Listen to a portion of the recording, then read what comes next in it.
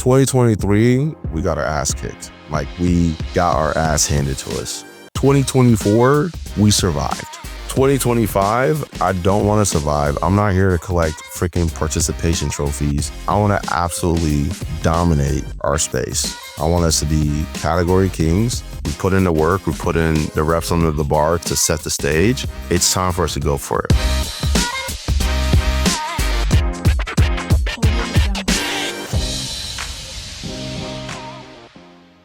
What is going on, crew? Welcome back to Founders Fires, the show where real entrepreneurs are just share raw, the real, and the roadmap. There's no fluff. There's no gurus, just battle-tested strategies and the mindsets it takes to build a business that actually works, right? Like a business that functions on your terms and allows you to live a life that you can be proud of. So let's light it up. Got my man, Will Nelson here. He's back on with us.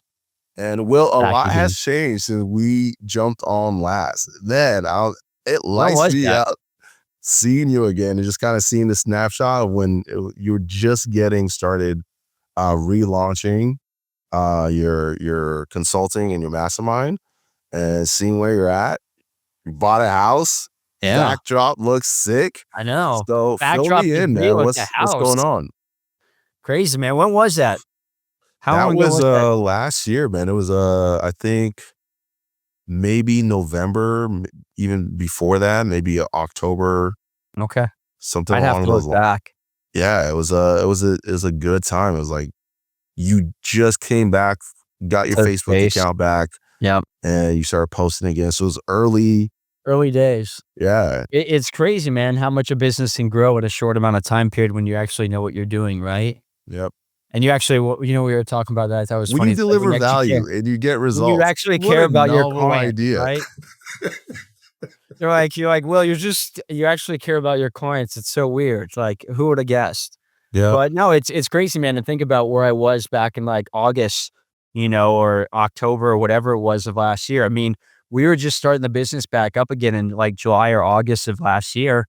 And you look at where the business is as of, 8 months or 9 months now. And it's, Iggy, I'm doing better than I was before, which is absolutely wild, man. And we just talk about actually just caring about your clients.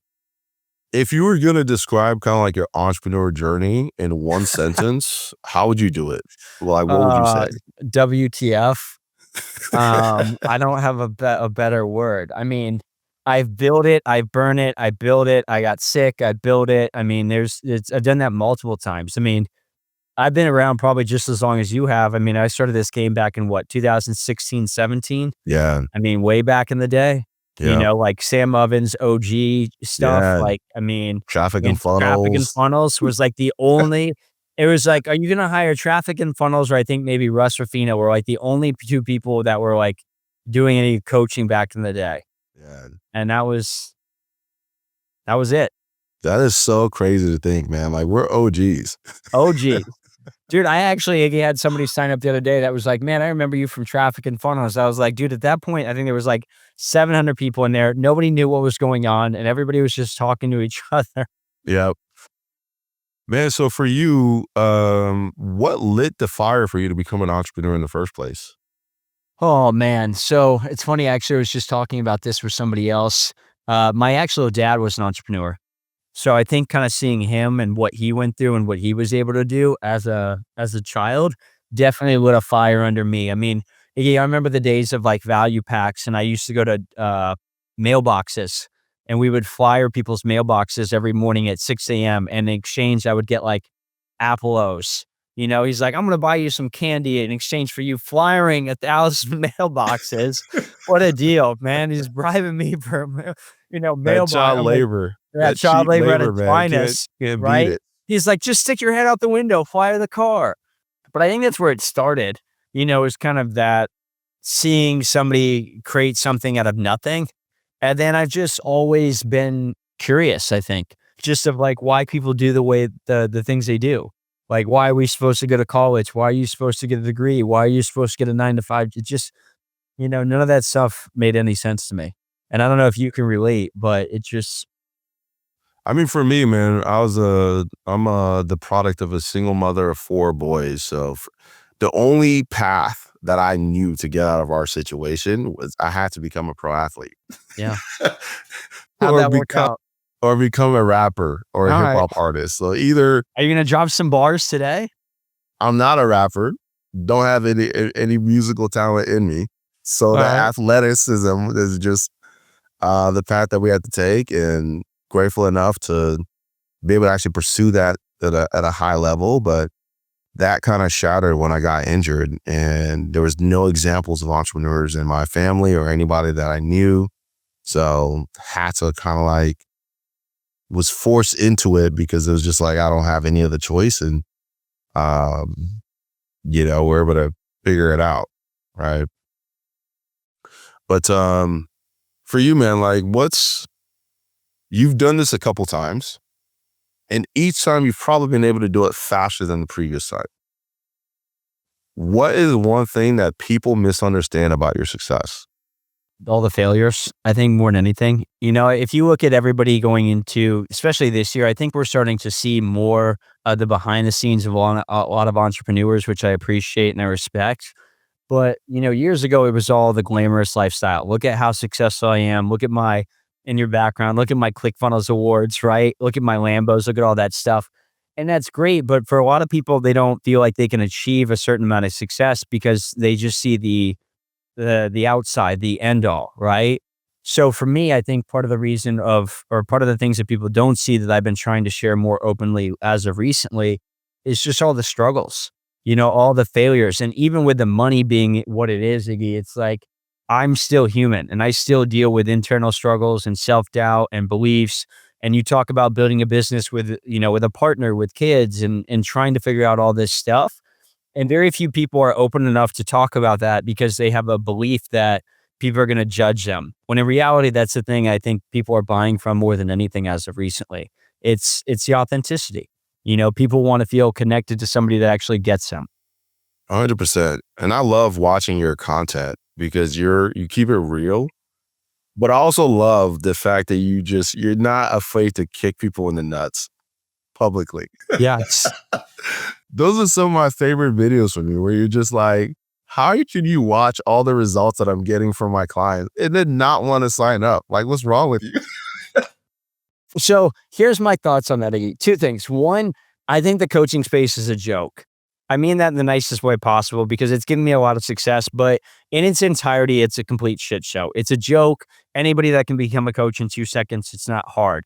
So for me, I understand that there's two ways that I could go about it. One, I could be like every other quote unquote guru and give you tips and tricks of how to scale your business, or I can just make fun of the entire industry for what it is. And as a result of that, if you're somebody who's a seasoned entrepreneur in this space, you find humor in that. And that's kind of lighthearted in a way that you're like, he gets it. He gets me. He understands that I've already invested in 3 to 4 mentors. He understood that the coach that I hired was making less money than me. He understood that module 1 was how to find your niche. He understood like it's humorous in this way, right? So I just play into it. And then I still have my content that's about my life and my struggles. But for me, I just like to have fun. And as a result of me having fun in my business, no surprise, guess what's happening? I'm making more money. Yeah, it's growing, and you're speaking to people who are looking for real, right? They want to know that they're working with someone who's like, one knows what they're doing, but is Yep. honest, right? And I'm seeing that a lot more these days is people really are buying from the people that they feel they can genuinely trust and who they are as a person, but they can genuinely trust in their expertise. And you need both. Before it's like, I may not like you and you can be a complete dick, but you know what you're doing and you're good at it and I'm going to work with you.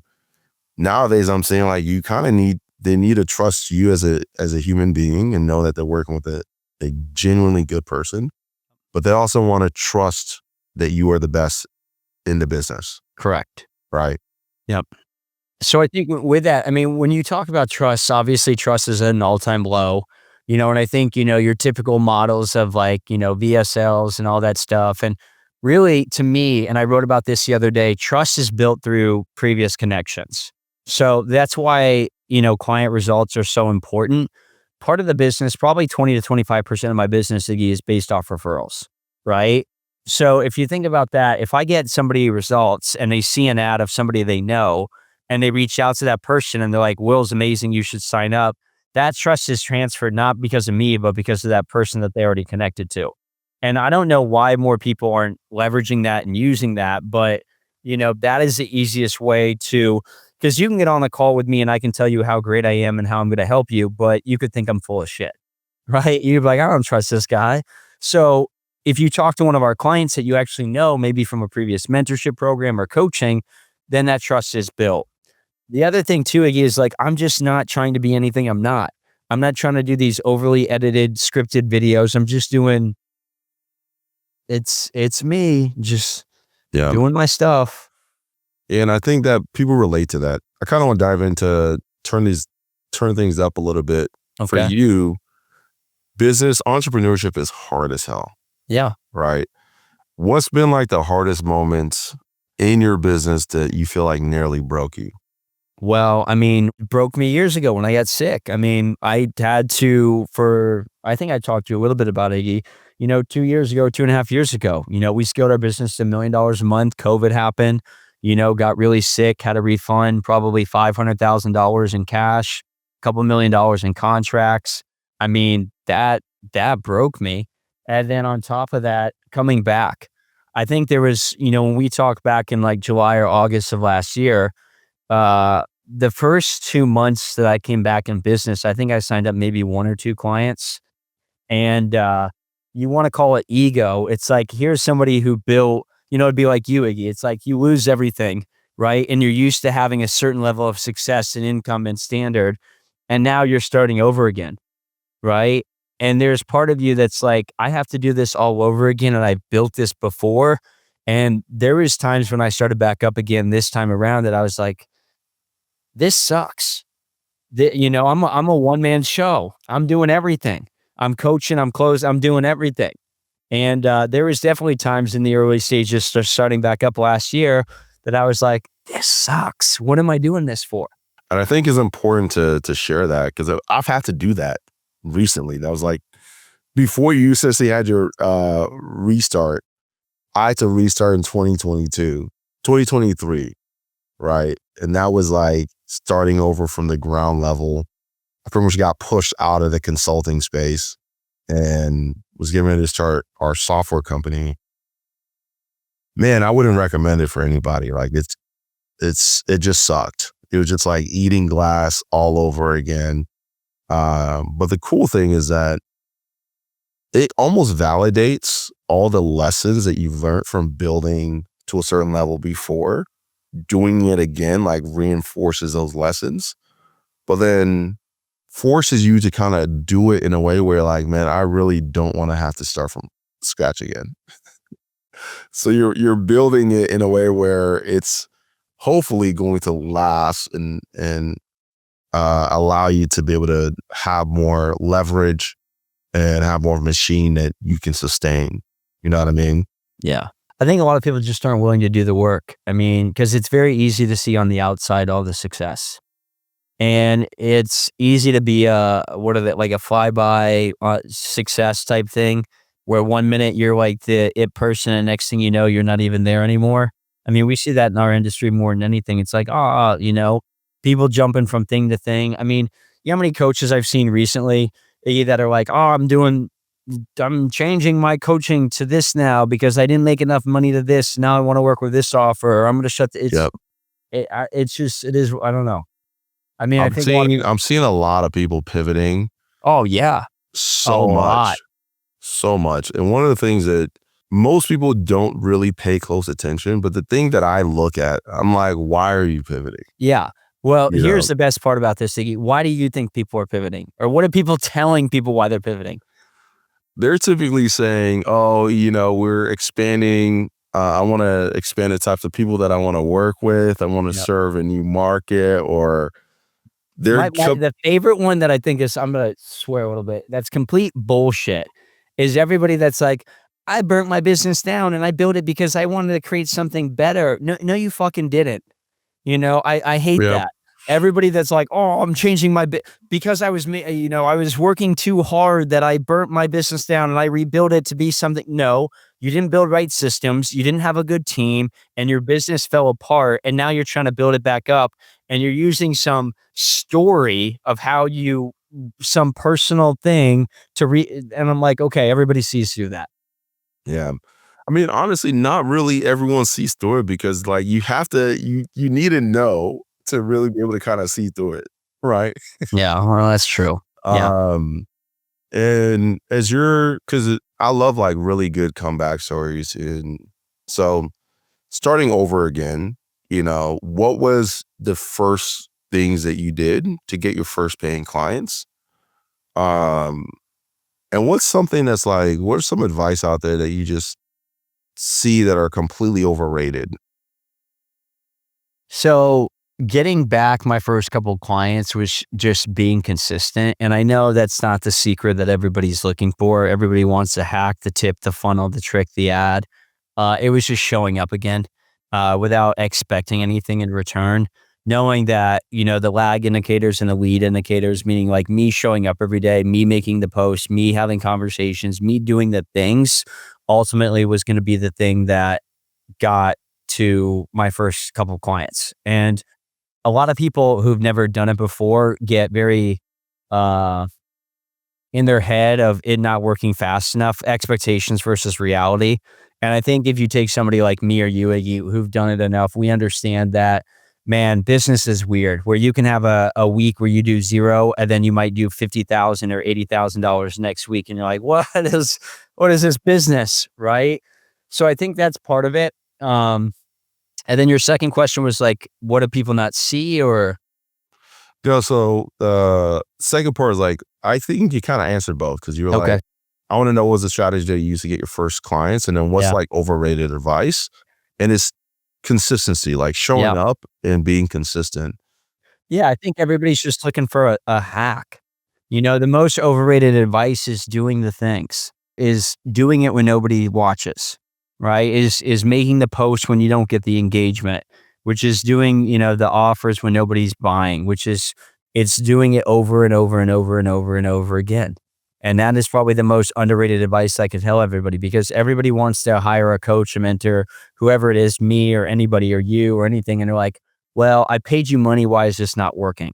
And it's just having certain expectations that meet reality. And if you can't have that, then please do not run a business. I mean, I don't know what to tell people. Yeah. I think the one of the things that you shared on our first podcast when we connected was you don't look at engagements as any kind of indication because a lot of the people that you speak to will contact you privately, but they won't engage with any of your stuff. They'll watch it, they'll consume it, and then eventually they'll just reach out to you directly without never engaging. And if you're using engagement as like the leading indicator, you'd eventually stop posting and stop showing up for that person, and they would never reach out to you. Yeah, it's interesting that you said that. I actually just talked about that on the other podcast I was just on. Um, Here's the truth. When you talk about engagement, the more authentic and vulnerable you are, people don't want to associate themselves with that type of content. So if I talk about me, like with my struggles or anything like that, people just don't want to associate themselves with that. So what happens is everybody like, what's the Hormozy thing or whoever? It's just like the applause in silence. Like all these people are watching you every day, and they're not going to reach out to you, right? They're not going to engage in any of the content. Yeah. If they did make a heart emoji or like your post, like why would that make you feel any better? Like, you have to understand that regardless, people are always watching. They're always watching, whether you believe they are or not. And for me, I think I've been able to do this multiple times that I understand that. So for me, I knew that me just making posts, me doing the content, me doing lives, me doing that people were watching and they were going to come around. They weren't going to necessarily engage or give me a thumbs up or give me the satisfaction from an engagement standpoint that I was looking for. But I knew if I just kept on doing it, people would eventually just start reaching out. Yeah. And one of the things that saw that I want to kind of dive into is a shift in like strategy, right? Principle hasn't changed, right? But the strategic application of what you're doing now and how you're implementing and is very different from what you did initially. So I kind of want to talk about that. So what are you doing now to acquire clients, and how is that differed from like um your first time kind of going about it? Yeah, I mean, 2 things. One, I think awareness is the new currency, right? So for me, ads is a big driver in all of this because the ads is the one thing that's gonna bring awareness. I'm not trying to go viral, right? I'm not trying to do a TikTok dance to get people's engagement. I know for me, I just wanna be seen, right? I wanna be seen, and I want you to see me until you're pretty much annoyed. Like, once you enter my sphere or circle, whatever, I want you to see my face probably 3 to 5 times a day. Like, I just that is my philosophy. And when I think about ads, when I think about marketing, I don't care if I broke even every month, which I'm nowhere close to, but even if I broke even on my ad spend and everything I did, to me, that's still a win because now I have all these impressions of people that never knew that I existed before, right? So that's a big thing. Two, when I look at my content, is something that I've done, but I've just leaned to it more so recently, is just being all in on who I am and being very unapologetic about it. And even you brought this up at the beginning of the podcast that you make, you laugh about it, but that's just who I am. And I'm not shying away from that because as a result of it, I'm getting better clients. So we have different offers, and one of our higher ticket offers is I'm attracting more of those people because of who I'm being and who I am. So instead of me saying, "Hey, do you want to make $5,000 a month or do you want this big promise or whatever it is?" The people, my ideal clients, aren't going to resonate with that content. They're not going to resonate with that type of message because everybody else is playing that game. So everybody's in a pissing pool of like trying to make these big promises or guarantees or work with struggling coaches. It's not a game I want to play. Yeah, so you're serving better clients more, and they're more sophisticated because they're already have some level of success in kind of figuring out how to build some type of momentum with their business, but they're hitting a like that ceiling, right? They're trying to figure out, how do I get to that next level? Because what got me to my current level is clearly not getting me to that next level, Correct. right? And those types of people aren't seeking handouts, right? They're not going to join a program um wanting someone to save their business. Correct. Most of these guys, Iggy, aren't even watching any of my videos or modules, which is hilarious, right? What they want is they want speed and they want proximity. So, if you look at like all the successful clients that you've worked with over the years, what they want is somebody to tell them what to do in a very efficient time period. They don't want to watch a video. They don't want to watch another module. They don't even want to be a part of a group anymore, right? What they want is you. They want you to tell them what to do, how to do it, and as quickly as possible. And for people that run a business at a very high level, they will pay for those answers instead of trying to find it out because money is speed. So instead of me trying to do all this other stuff, they're like, "Will, if I can be part of a community or mentorship where everybody's making a certain level of income, like playing in a big boy pool, and I can get my questions answered in real time instead of doing this, video one, module two, secret that it's a speed thing, right?" Yeah, they want speed, they want proximity, and they want the right sequence, Correct. right? If you get the sequence, you can do the right things in the wrong order and get the same results as if you did nothing at all, Yep. right? So that proximity and sequencing becomes even more important when you already have momentum inside of your business. Yeah. And for you, I mean, what's your team look like now? What's the company look like as far as like? It's pretty small. So I have one closer, one setter slash triage person because we book probably like 500 to 600 appointments or applications a month. So we dial. I mean, that's a big thing. Oh my gosh, guys, secret. You want a secret? Calling somebody. Weird, right? You pick up the phone and you dial. That's been a big thing. I have 3 CSMs, and then I have Jeffrey, who does some ads coaching calls for us, and that's it. Yeah. With the team and how you kind of currently have it set up, How's it compared to the previous team that you had? Was your team bigger at this current stage that you're at with the business, or was it about the same? The team was bigger before, I think. It's probably more efficient now, and probably margins are higher now than they were before. And it's less people than it was before. Because I cut a lot of the fluff out that before I thought people wanted or needed, when in reality, that's not stuff they cared about. Like, yeah, I used to have like 3 to 4 specialist coaches, who had different areas or categories. Most people are coming to me for one thing, really more than anything. That's ads. So that's really the only thing I really care about as far as having like a specialty coach. Everything else is my client success managers. And I think hiring client success managers that are bought into me and the vision of what I'm trying to create, and who are also successful in their business has been a big shift for us. I think that's really important.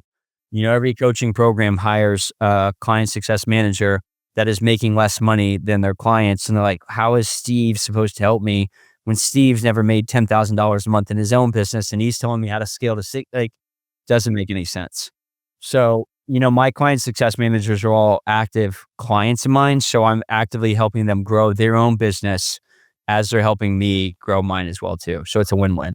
I like that. And even for me in my previous mastermind, that was like really important for us, is people that were helping our clients were already badasses in their own right. Right. And it's cool because then they also have nuanced understanding of the playbooks that you're deploying, because they're actually doing it. And a lot of times they get insights in different ways that they see like certain things actually work in application.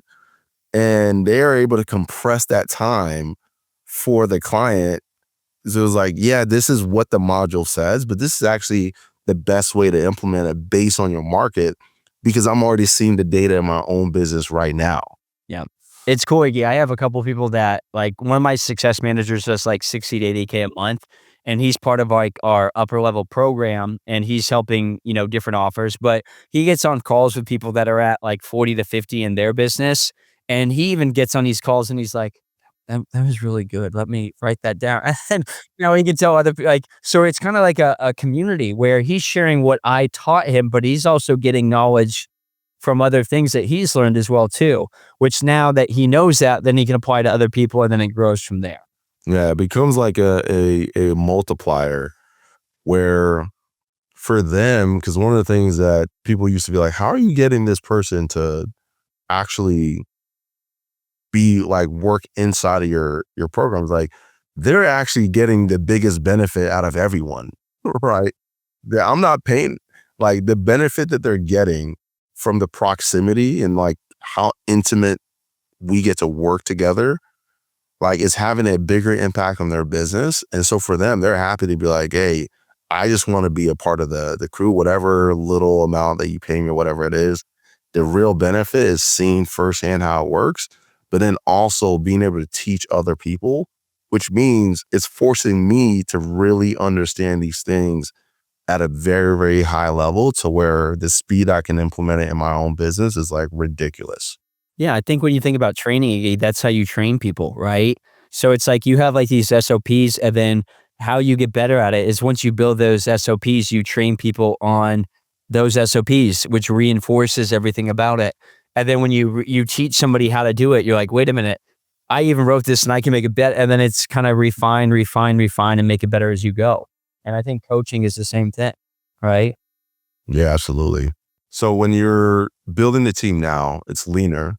So it sounds like that was pretty intentional, comparing kind of like the team, that the way it was set up, figuring out what was essential as far as your people go, right? And then keeping the team kind of lean and effective, right? What systems do you have in place in your business now that you may have like waited too long to have in place, that you're like, this time around, we definitely need to have these processes mapped out? I don't think it's so much about the processes as it is the people, Iggy. Most of the people that I have in my business have a basic understanding of what their roles and responsibilities are, and not necessarily micromanaging them. I think that's one thing that a lot of people do when they hire people into their business is they hire C players and expect them to be A players and then train them or pay them accordingly. And that doesn't make any sense. For me, I rather pay a little bit more than industry norm to bring an A player in that already has a basic understanding of what their roles and responsibilities are and let them do as they see fit and me kind of oversee what they're doing. Because as a result of that, they're going to be able to start to do things better and more efficiently than me having to micromanage them, check on things and do all the other stuff. Can't talk, do all the other stuff. So I think it's hiring the right people versus more so than it is their processes, because the people I can implement my business and they can already hit the ground running. And more times than not, they can bring value to my business that I might not even see from maybe some of the previous things they've done in the past. Yeah. So with the clients that you're taking on now, what are like, so ads is a big focus. When we first talked, it was really mainly focused on online health and fitness professionals. Is that still the primary focus, or have you expanded Still primary focus. I mean, I get asked, I probably have about 10 to 15, maybe not that many. I have about 10 to 12 business coaches, Iggy, that help. I'm in such an abundance place that I have about 10 to 12 coaches who do what I do on a smaller scale. And I help them help them grow their business. But it's predominantly still just health, fitness, mindset, wellness, kind of that industry. I just never wanted to be a coach who helps coaches. You know, it just isn't my thing. Like, if you came to me and you're like, hey, well, I run an e-com business, I'd be clueless. I'd be like, dude, I don't know how to help you. I could teach you ads, but I don't know anything about it. Right. And fitness is never going away. It's not like it's only expanding. So it's like expanding as the world is getting more and more unhealthy, and it's a very big market.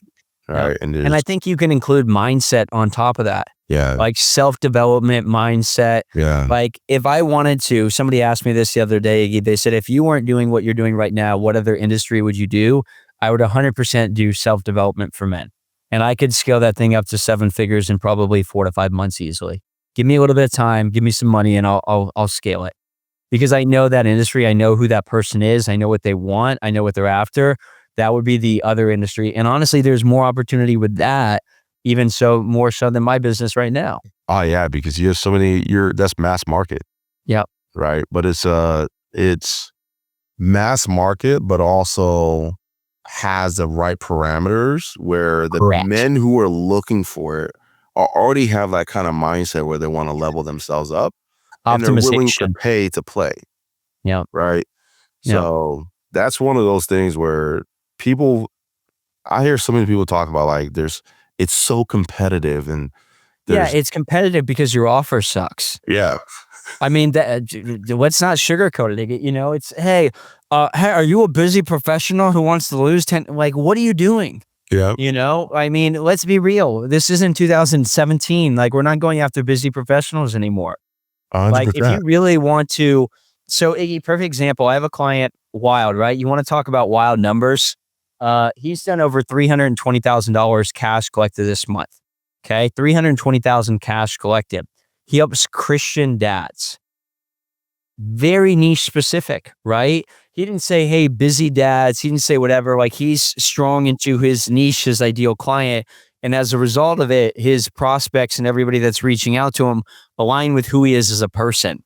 Way too many people just go after people who they think have money, which in reality, they get nobody.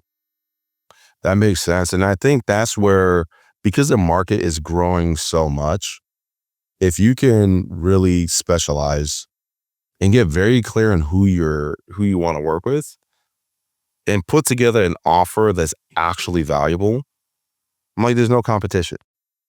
You're in a category of one. Yep. As we kind of get close to wrapping up here, so you got your clients that you work with, so health and wellness professionals, mindset, kind of personal development space, if you will. The biggest challenges that they're typically facing is they just don't know how to cut through the noise, right? They're just way too vanilla with their offer. And I see the house is being used the way it's intended. I got kids, not as old as your kids. I've got a you're good. toddler. She's 2.5. She likes to, when I forget to lock the gate downstairs to my office, Yeah. she likes to come up and just sit in my lap and crash meetings, and I'm here for it. Yeah. Yeah. It's just part of it, right? But yeah, I think what you were saying is as far as the offer, yeah, too many people, everybody's just too vanilla. Everybody is afraid to speak their mind. Everybody wants to just talk about fat loss and weight loss. You're just never going to win that game.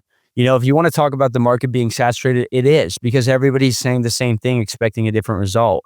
Like, if you're just a coach who's like, I help people lose weight, well, everybody helps people lose weight. I mean, GLP medications help people lose weight, and that's faster and quicker. So why am I going to hire you? It's like you're never going to win that game. So I think for anybody, you have to be more polarizing. You have to be more aggressive. You have to speak your mind. Otherwise, you're Yeah, going you can't be to, afraid to offend people. yeah, That's what it 100%. boils down to. Yeah. I mean, Iggy, I Um, think I'm doing a good job with that. What do you think? I love it. Do you think I I'm triggering some absolutely love people? it. I absolutely love it. I'm here for it. So I want to kind of do quick rapid fire. Jeff?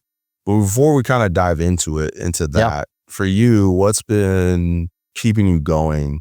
Like what's for you as you got back on the saddle, you get kicked in the face, get kicked in the nuts, shit hits the fan on a daily basis. I already know it. Like you put out one fire, another one pops up. But what's keeping that fire going for you?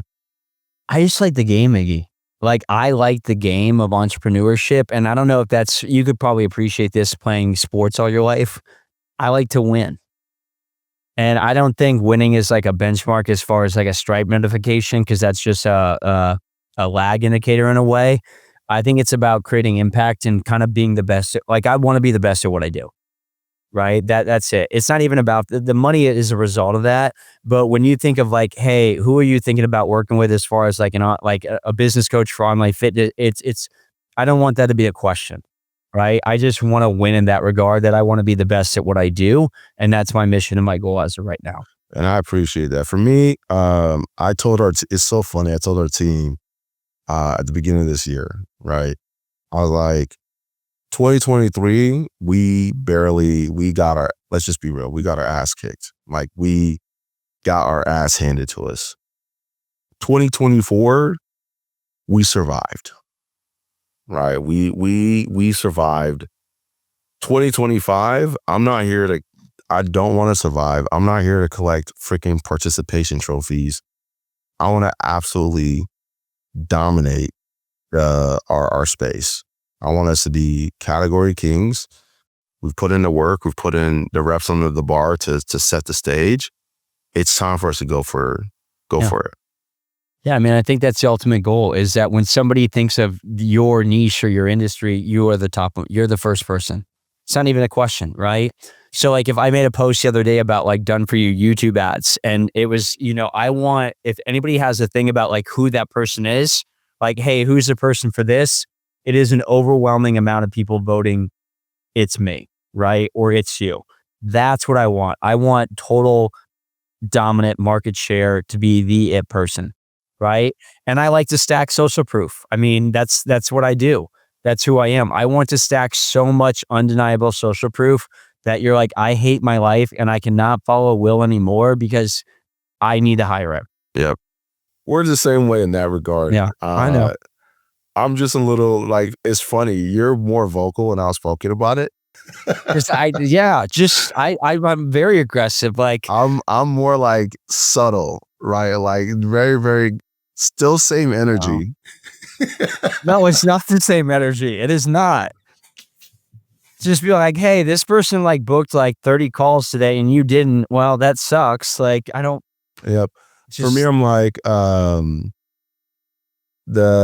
know if you follow basketball like that, but the guy whose personality low-key kind of resonates with me the most is like Tim Duncan.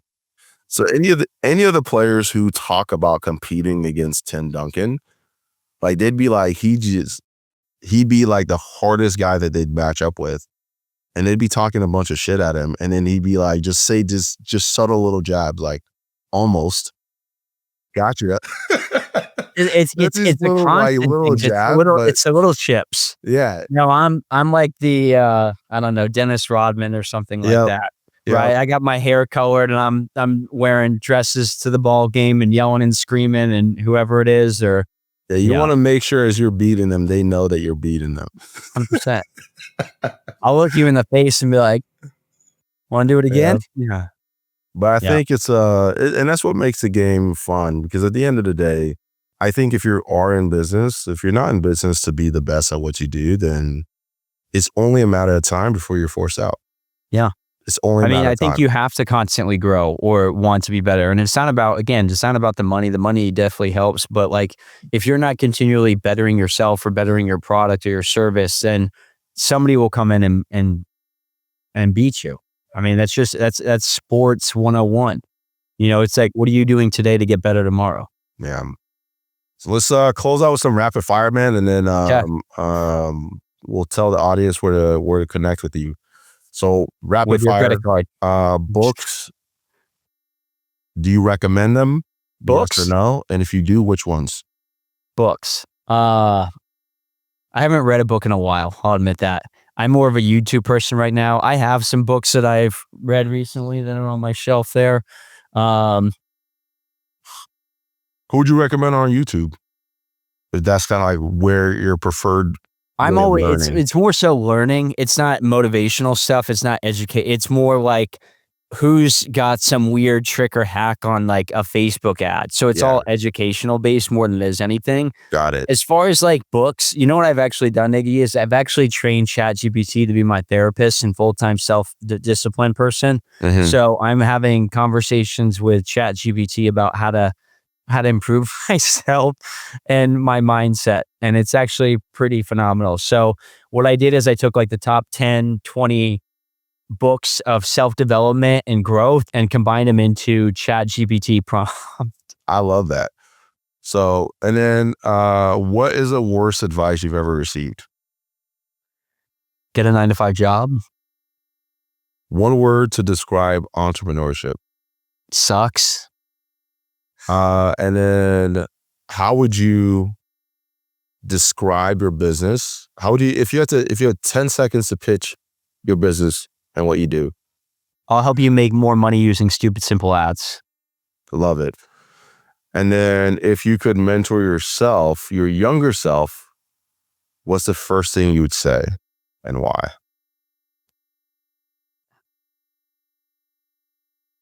It'll be worth it. Why would you say that? Because I think Why do you think your younger self would need to hear you say that? to It's be a able deeper to question. go to understand all the challenges you had to go through to get to where you are today, that most people, not that I did, but I think most people, after everything that a lot of us go through as entrepreneurs, especially at an early age and the risks that we had to take, a lot of people quit. A lot of people don't take those. Fortunately for me, I did, but I think a lot of people wouldn't have. And if I was giving advice to a younger version of myself, I would tell them that it's going to work out. You're going to be okay. And that would give me just that much more certainty in what I was doing at that time. Yeah. Yeah, because it's Yeah. hard, man. Like, I mean, when you're building a business and you're supporting other families, right? And you're supporting your own family, and there's a lot at risk, and you can feel like you're on an island. I love it, man. I absolutely love it. So where can the good people who are listening, where can they connect with you? Yeah, you can find me on Facebook. I think it's just Will Nelson, or you can find me on Instagram. It's Will Nelson _coach_ I think. I don't know. I think you'll put some links, or I can send them links or whatever. I'll drop them. Okay. In the show notes. Yeah, just hit me up with your credit card. And I'm just kidding. Yep. If you want to make money, Yeah, super simple ads, B2C health and wellness mindset, definitely hit up. Well, dude, it's been so much fun to see what you've been doing. And you just reinforced me to troll people even more, Iggy. So after keep this doing post, it, man. all right, Keep doing it. I will. So, it's so fun, and I think there's too many people who are afraid to speak their mind, and you're putting it out there and getting the momentum as a result of being someone who's unapologetically yourself. Appreciate it, my man. I'm a man. All right. Guys, All right. if you're listening, subscribe, Give a 6-word update in the comments. Tell us what are in 6 words or less. What did you take away? Till next time, stay calm, change lives, and have business on your terms. Peace.